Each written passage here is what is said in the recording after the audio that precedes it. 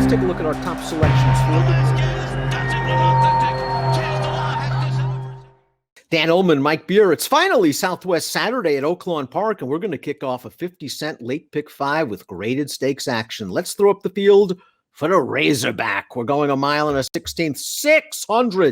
$600,000 is the purse for these older horses. Mystic Guide, the number 7, Mike, 9-5 on the morning line, deservedly so. Winner of the Jim Dandy last year, second in the prestigious Jockey Club Gold Cup. Going to have to deal with a layoff. They wanted to run him in the Pegasus World Cup. He got sick in December. This seems like a nice spot for him to kick off his 4-year-old campaign.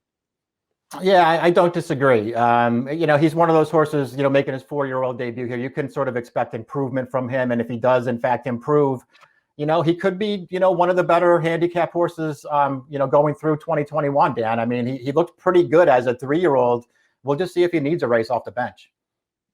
Let's take a look at the time form U.S. pace projector for this race, and we see Mystic Guide. He is near the back of the pack in a blue bar situation, which could favor horses on or near the early lead, and that means if the 2 Hunka Burnin' Love gets to the early lead, maybe he checks Mystic Guide and the rest of the closers into the Heartbreak Hotel.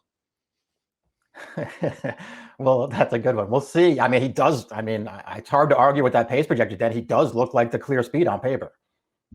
Silver Prospector has shown an affinity for Oaklawn Park in his career, and he has shown an affinity for a wet track. I mean, he was the one that beat Tiz the Law in the Kentucky Jockey Club as a 2-year-old, and last year at Oaklawn, he won the Southwest with a nice trip over a good horse in Wells Bayou. He's kind of an in-and-outer, Mike. Last time out in the Louisiana, I think he faced a pretty solid field in a race that Title Read. He was a really underrated horse, came and won, and Sonneman, who finished 4th, came back and ran 2nd in the Grade 3 Mineshaft with a 94 buyer. So this is a horse that has the recency edge over the 7, and he has some races. He does. You're right. He's a little bit of an in-and-outer, and it feels like, Dan, when you go back and just look at his races in total, trips are very, very important to this horse. He's gotten some good ones along the way, and it feels like when he gets a good trip, he's able to take advantage. And there were also plenty of races where the trips just don't work out. That was certainly the case, in my opinion, in the Clark 2-back.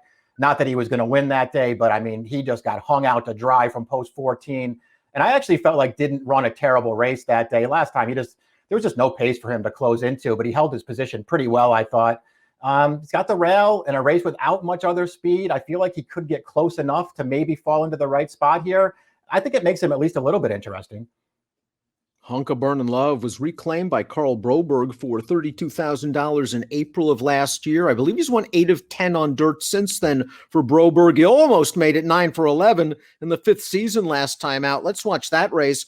Hunka Burnin' Love was able to get right to the lead.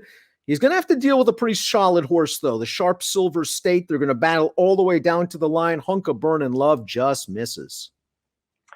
Yeah, I mean, I guess the horse that beats him, Silver State, is pretty good, or could certainly be pretty good. I still don't necessarily care for this loss from Hunka Burnin' Love, who got basically loose on the lead and couldn't hold. But listen, he's got plenty of figures, and he could get loose again. I think you make a very good point. I think if you're looking to kind of say, well, I'm against Hunka Burnin' Love because if he can't beat that field on the lead, how is he going to beat this tougher one? And you made a point of why you would like this horse. He's going to be a decent price, and he might get loose on the lead, and he likes to win races. He's an interesting runner, to be sure, one way or the other. Mailman Money is the number 3, a horse making his 4-year-old debut and his first start against older horses.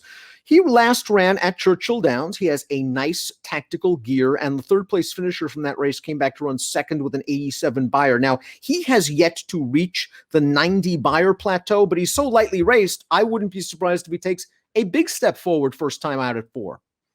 Yeah, I don't disagree with that. I'll be honest, that I wanted to like this horse more than I actually do. I do think there's a chance he could improve, though. His Risen Star last year when he finished 4th, I thought he ran well that day. And then obviously he missed time, right after that. I just can't say that I really love his 3 races since he came back at the end of last year. I mean, obviously he could take a step forward here, but I don't like him as much as I wanted to.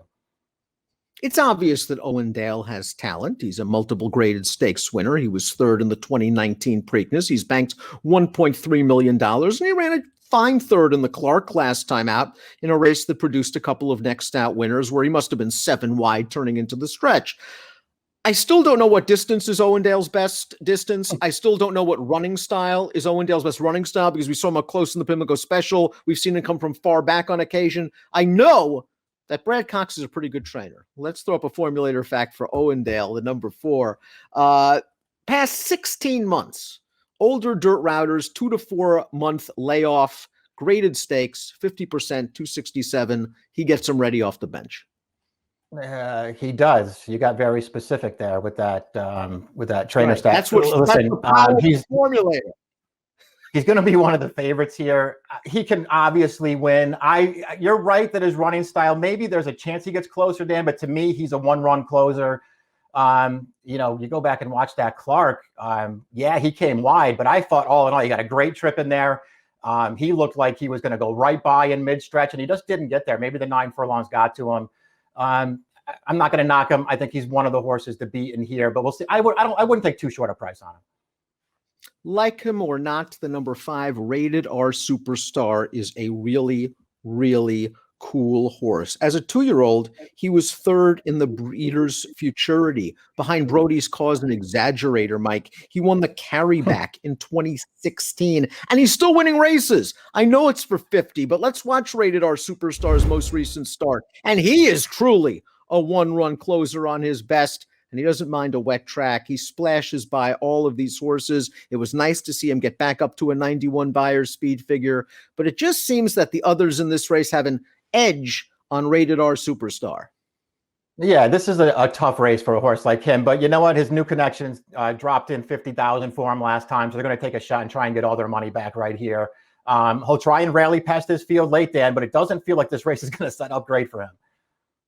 I'm very pleased to see Long Range Toddy back in the entries, and I think this is a horse that needed time, and Dallas Stewart gave him the time he needed because he did a lot of running as a 2-year-old into this 3-year-old season early. Springboard Mile winner, went through the ringer. He ran in all the preps at Oaklawn Park in 2019, winning a division of the Rebel, good 3rd in the Southwest.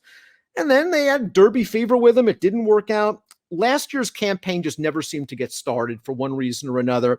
I'm willing to throw those races out. I think if Long Range Toddy comes back with one of his better efforts, he's got a big shot here at 12-1. Yeah, as a price, I won't argue with that. I still wonder what you talked about the best distance for Owen Dale. I still wonder what this horse's best distance is, and I don't know if I think it's necessarily routing, but we'll see. He won that division of the Rebel that you mentioned, Dan, with an absolute perfect trip, where Improbable got a really tough one. And since then, he just hasn't really been competitive. I know there are layoffs in there, Dan, but he hasn't really come close in any of those races. And here's Mystic Guide, the horse to beat. We're going to watch his effort in the Jockey Club Gold Cup. Michael Stidham put blinkers on this horse 2 starts back. He responded with a win in the Jim Dandy, beat Jesus' team that day. And here he is in the Jockey Club Gold Cup, and it looks like he's on his way to victory. Tacitus is being Tacitus in between horses. Todd Pletcher's Happy Saver was able to save the ground, and maybe that made the difference. Maybe it did. I certainly didn't look at the race that way. To me, Happy Saver was just a better horse in there, but it wasn't by much.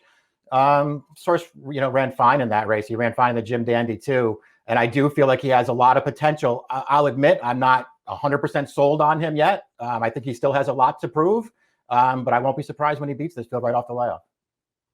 Michael Stidham doesn't usually run a lot of horses at Oaklawn Park. It's interesting that he's here with Mystic Guy, but again, it's a very good spot, and he's likely the horse to beat along with Owen Dale. We take a look at our top picks for the Grade 3 Razorback Handicap. Those 2 horses I just mentioned, however, are coming off layoffs, and we're going with horses that have a bit more recency, a little bit of tactical speed to boot. Silver Prospector's your top pick, Mike. I've always respected this horse's tactical speed. Yeah, I'm just hoping he gets a good enough trip in here, Dan, and he's the right price. I just didn't want to put the 2 favorites on top in here, even though it feels like they've both found a pretty good spot this time. I wanted somebody else. I'm not in love with Silver Prospector. I've never been a huge fan of his, but I'm just hoping he gets the right trip here. I prefer Mystic Guide to Owen Dale slightly because I think he can get the jump on Owen Dale. I'm hoping Hunk of Burning Love can get brave and maybe puff out his chest if he's able to get to the early lead. And they kind of leave him alone. I wonder if they're going to respect him if he gets out there up front. I'll take a small stab with him at a price. 2,741 for me, 1,742 for Mike. The Grade 3 Razorback kicks off the late pick 5 at Oaklawn on Southwest Saturday, Good luck.